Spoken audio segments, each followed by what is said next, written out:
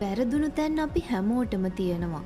බලාපොරොත්තු වුණ විදිහටම දේවල් නොවෙද්දි මුළු ලෝකෙම ඉස්සරහා පරදිද්දි ඔයාට හිතෙනව නේද ජීවිතේ මෙතනින් ඉවරයි කියලා.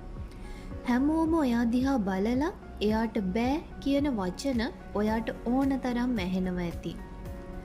අතීතේ වුණ වැරදි ගැන හිතලා පසුතැවෙන එක නතර කරන්න. ඔයාට අතීතය වෙනස් කරන්න බෑ. හැබැයි ඔයා අද ගන්න තීරණ වලින් ඔයාගේ අනාගතය වෙනස් කරගන්න පුළුවන්. වැටුණු එක පරාජයක් නම් නෙවෙයි. වැටුණු තැනම ඉන්න එකටයි පරාජය කියන්නේ. අඬලා වැළපුණා හොඳටම ඇති. දැන් මේ හැම දෙම ඉවරයි. වෙලාව ඇවිල්ලා තියෙන්නේ ඔයා කවුද කියලා මුළු ලෝකෙටම පෙන්වන්න. ඔයාව වට්ටපු, ඔයාට hina වුණ හැමෝටම ඔයාගේ සාර්ථකත්වයෙන් උත්තර දෙන්න. වැටුණු තැනින් දැන්ම නැගිටින්න. සිංහයෙක්ට දඩයමක් වැරදුනොත් ඊළඟ දඩයමට ලෑස්ති වෙන්නේ සිංහයා තවත් දරුණු විදිහට. ඔයත් පෙරදුනා කියලා හිතෙන් වැටෙන්න එපා. ඒ හැම පරාජයක්ම ඔයාගේ ජයග්‍රහණයට පාර කියන සලකුණක්.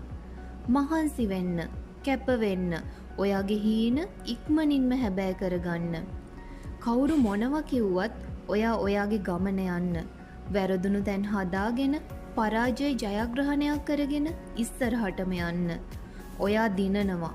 ඒක ස්ථිරයි.